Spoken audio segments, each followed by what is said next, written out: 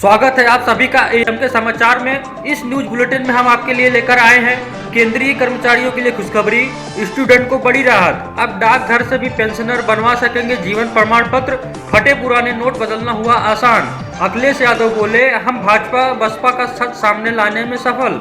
फिर बीजेपी पर बरसे तेजस्वी, कांग्रेस ने भाजपा पर किया कड़ा पलटवार। सिंधिया पर लगा कांग्रेस एमएलए को 50 करोड़ और मंत्री पद ऑफर करने का आरोप। और बुलेटिन की आखिर में जानेंगे सोनू सूद की नेकी। लेकिन हर खबर से पहले एक नजर कुछ बड़ी हेडलाइंस पर। यूपी के मऊ से बाहुबली विधायक मुख्तार अंसारी के गाजीपुर में पत्नी और बेटों के होटल पर चला बुलडोजर, छावनी में तब्दील हुआ इलाका। मुंबई में बीएमसी के दवाखानों पर भी होगी कोरोना की जांच, प्रशासन ने लिया फैसला। दिल्ली में 58 साल बाद अक्टूबर महीना रहा सबसे ठंडा, लाहौल स्पीति में सीजन की पहली बर्फबारी। गिरफ्तारी से बचने के लिए दीपिका पदुकोण की मैनेजर करिश्मा प्रकाश ने दायर की अग्रिम जमानत की याचिका, घर से ड्रग्स मिलने के बाद से है गायब। इरफान पठान ने किया क्रिकेट के मैदान में वापसी का ऐलान। पठान ने कहा कि वो लंका प्रीमियर लीग में कैंडी टास्कर फ्रेंचाइजी की तरफ से खेलते आएंगे नजर। हेडलाइंस के बाद बात करते हैं आज की पहली बड़ी खबर की। समाजवादी पार्टी के राष्ट्रीय अध्यक्ष अखिलेश यादव ने राज्यसभा चुनाव को लेकर बसपा पर किया पलटवार। बसपा का नाम लिए बगैर कहा कि जो भाजपा से चुपचाप मिले हैं उनका पर्दाफाश था जरूरी, इसलिए उन्होंने राज्यसभा चुनाव में निर्दलीय प्रत्याशी को दिया समर्थन। अखिलेश ने कहा कि हमारा मकसद था कि मतदान हो और सच जनता के सामने आए। उन्होंने बसपा से रिश्तों पर कहा कि भारतीय जनता पार्टी किसी भी तरह का गठबंधन कर सकती है। इस दौरान अखिलेश ने कहा कि लोगों का रोजगार छिन गया है, नौकरी चली गई है और किसान एमएसपी के लिए परेशान है। हम संकल्प ले रहे हैं कि देश का जो विकास वर्षों से छूटा है उसे हम पूरा करेंगे। साथ ही उन्होंने कहा कि किसी ने गंगा मां को स्वच्छ बनाने का संकल्प लिया था, उसका क्या हुआ? आज गंगा कितनी साफ है यह सभी लोग जानते हैं।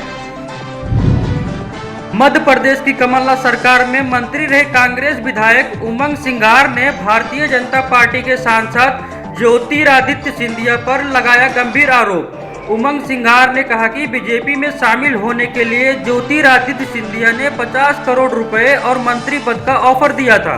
कांग्रेस नेता के आरोपों के बाद प्रदेश की राजनीति में हलचल पैदा हो गई है। ज्योतिरादित्य सिंधिया अब कांग्रेस के निशाने पर आ गए हैं। प्रदेश के पूर्व सीएम और पार्टी के वरिष्ठ नेता दिग्विजय सिंह ने कहा कि आरोपों पर ज्योतिरादित्य सिंधिया को जवाब देना चाहिए।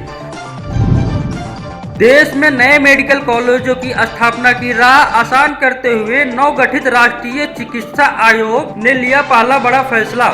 आयोग ने नए मेडिकल कॉलेजों की स्थापना और उनसे संबद्ध शिक्षण अस्पतालों के लिए न्यूनतम 5 एकड़ जमीन की बाध्यता को खत्म कर दिया है। इसके साथ ही कौशल विकास प्रयोगशालाओं, स्किल लैब को अनिवार्य कर दिया है। बिहार विधानसभा चुनाव के दूसरे चरण को लेकर तेज हुई चुनावी सरगर्मी के बीच कांग्रेस ने भाजपा पर किया कड़ा पलटवार। कांग्रेस ने कहा कि जब भी बीजेपी को चुनाव में हार नजर आती है तो वह पाकिस्तान के शरण में चली जाती है। कांग्रेस प्रवक्ता रणदीप सुरजेवाला ने कहा, बीजेपी और मोदी सरकार के पास नीतीश सरकार के भ्रष्टाचार का कोई जवाब नहीं है। उनके पास बिहार में भयंकर बेरोजगारी का जवाब नहीं है। उनके पास किसान को फसल के दाम न देने का जवाब नहीं है और न ही उनके पास स्वास्थ्य सेवाओं को आईसीयू में भर्ती करने का कोई जवाब है। बिहार में महंगाई को चुनावी मुद्दा बनाते हुए रजत नेता और महागठबंधन के मुख्यमंत्री पद के दावेदार तेजस्वी यादव ने बीजेपी पर जमकर हमला बोला। महंगाई पर नीतीश सरकार और बीजेपी को आड़े हाथों लेते हुए कहा कि प्याज का दाम सेंचुरी मार रहा है और आलू हाफ सेंचुरी पर है। जब प्याज 40 रुपए किलो बिकता था तो बीजेपी वाले प्याज की माला पहनकर घूमते थे और सरकार को डायन बताते थे।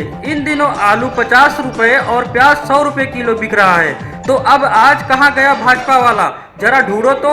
पहले तो गाना गाते थे, महंगाई डायन खाए जात है, आज क्या महंगाई भौजाई लागे ले बीजेपी के। साथ ही नीतीश की आलोचना करते हुए कहा कि दलितों व पिछड़ों की आवाज को दबाने की साजिश के तहत ही लालू प्रसाद यादव को अब तक जेल में रखा गया है। अब तक गाड़ी चोरी होने पर लोग एफआईआर दर्ज कराते थे, लेकिन अब वाहन की हाई सिक्योरिटी नंबर प्लेट चोरी होने पर या खो जाने पर वाहन मालिक को एफआईआर दर्ज करानी होगी। एफआईआर की कॉपी वाहन 4 पोर्टल पर अपलोड होने के बाद ही दूसरा नंबर प्लेट जारी हो सकेगा। अब डाकघर में भी पेंशनर बनवा सकेंगे जीवन प्रमाण पत्र। डाकघर में इस सेवा के शुरू होने से पेंशनर को होगी काफी सुविधा। इस सुविधा का लाभ ग्रामीण क्षेत्र के पेंशनर अपने नजदीकी शाखा डाकघर में ले सकेंगे। इसके कारण उन्हें दूर शहर या बैंकों में जाकर लाइनों में लगने से होने वाली परेशानी से मिलेगी निजात। इस सेवा का लाभ लेने के लिए पेंशनर के पास पीसीओ नंबर, आधार नंबर, मोबाइल नंबर होना अनिवार्य है। पेंशनर्स को इसके लिए मात्र 70 रुपये अदा करने होंगे। बता दें कि केंद्र या राज्य सरकार के पेंशनर को हर वर्ष 1 नवंबर से 31 दिसंबर के बीच में जीवन प्रमाण पत्र देना पड़ता है ताकि उन्हें पेंशन मिलती रहे। केंद्रीय एवं राज्य के सरकारी कर्मचारियों के लिए एक और खुशखबरी। सरकार ने 3 महीनों यानी अक्टूबर, नवंबर, दिसंबर 2020 के लिए जीपीएस यानी जनरल प्रोविडेंट फंड की ब्याज दरों का ऐलान कर दिया है। इस घोषणा के अनुसार तिमाही के लिए जीपीएफ की ब्याज दर 7.1% तय की गई है। वित्त मंत्रालय के दायरे में आने वाले आर्थिक मामलों में संबंधित विभाग के बजट सेक्शन ने इस संबंध में एक और अधिसूचना जारी की है।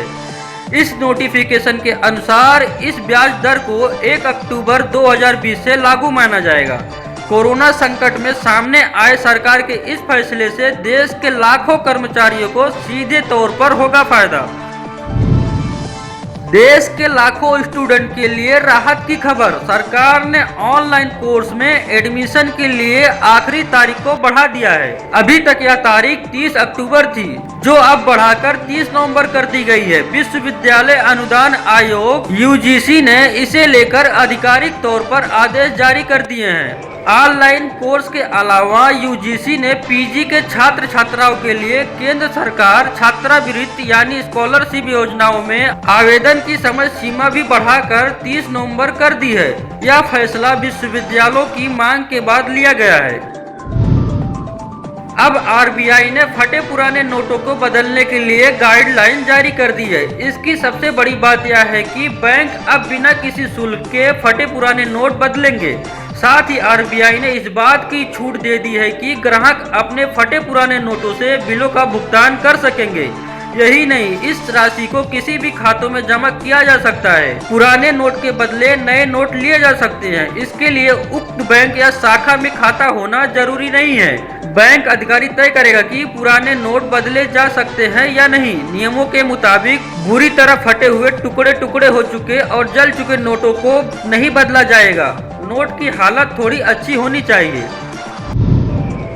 लॉकडाउन में हजारों प्रवासी मजदूरों के लिए बसों का अरेंजमेंट करने वाले सोनू सूद अब लड़कियों को साइकिल बांटने जा रहे हैं। दरअसल संतोष चौहान नाम के एक ट्विटर यूजर ने सोनू का ध्यान उत्तर प्रदेश के मिर्जापुर और सोनभद्र जिले की ऐसी हजारों लड़कियों की ओर केंद्रित किया जिन्हें 5वीं कक्षा के बाद मजबूरन पढ़ाई छोड़नी पड़ती है, क्योंकि लड़कियों को आगे की पढ़ाई के लिए पैदल 8 से 15 किलोमीटर का जंगल पार कर जाना होता है, जो काफी असुरक्षित है।